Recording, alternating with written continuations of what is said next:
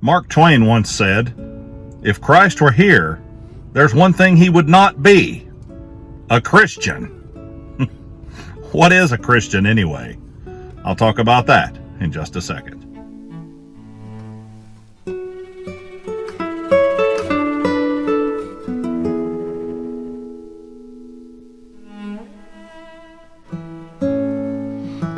So many times in today's world, we hear all about just how terrible Christians are.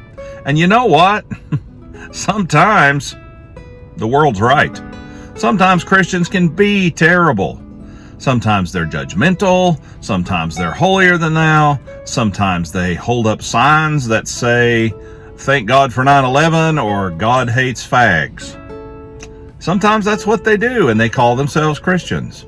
Now, I'm not here to judge anybody for what they do or what they believe. That's not my job. My job is to show people the love of Christ.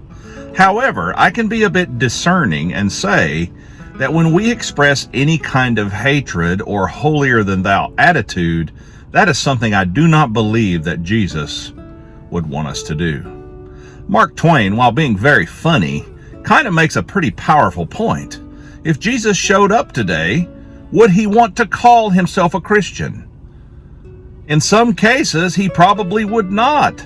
And in, fortunately, some cases, he would probably most definitely want to. The thing is, all Christians get painted with one paintbrush. They're all hateful, intolerant, cruel, self-righteous bigots. You know, folks, that's just not true.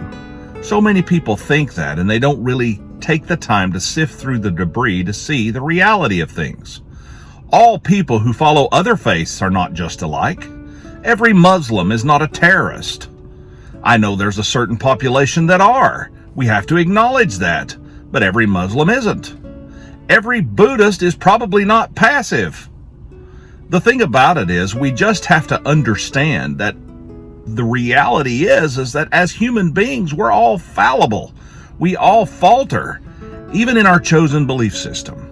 This is true for Christians as well. That's why we have Methodist, Baptist, Free Will Baptist, Christian Church, Pentecostals, Church of the whatever the ever on this particular day and on Monday, Tuesday with tacos. Seriously. And we have all these denominations because we degree of the degree that we differ in our basic or small little tiny belief systems. Some people have very liberal stances on Christianity, and some people are very hardcore conservative. I once went to a church that you had to basically agree that you were never going to go to a place that served alcohol and purchase anything. Well, good luck getting gas and groceries nowadays. The point is it's not about all of this Pharisee and Sadducee type of thinking. It's about your relationship with Jesus Christ. Now, do we compromise our principles? Do we become a liberal entity that allows just whatever to be the name of the game? Well, of course not. We certainly have to be conservative in our thought. And when I'm saying liberal and conservative, I'm not talking about politics. We have to be fundamental Christians. When it comes down to it, what we need to believe is what the Bible says. We don't need to add things to it. We don't need to take away things from it. That, a matter of fact, we are warned not to do. You see, it gets confusing. And a lot of people have gotten their feelings hurt. And they look at Christians and that label and go, well, I don't want anything to do with those people because they are self-righteous, mean, cruel bigots. And unfortunately, guys, some people who call themselves Christians are. And I'm sorry. I am really sorry if you have encountered a Christian that is cruel and unkind and does not behave in a Christ-like manner. I'm really sorry, and I apologize. I can't apologize for anyone but myself, but I hope that you will hear my words and accept that apology for the body of Christians that I call myself a member of.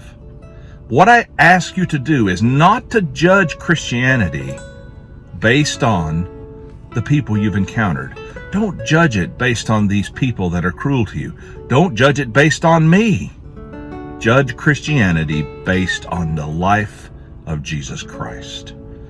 The man who showed respect to women, loved the poor, showed kindness to sinners, and walked through this world the perfect person. Do you know the only people that Jesus really gave a hard time? Self-righteous people who thought they were right with God, but weren't. Do you see what I'm getting at? Jesus is wonderful. He is a wonderful, loving, good, kind God, and He is also holy, and He has the final say. Don't base what you think about a faith on just a handful of people that might be going down the wrong path and are embracing cruelty instead of love. Be kind to each other. Never compromise your principles. Stand for what is right, but do so in love and in kindness. See you next time.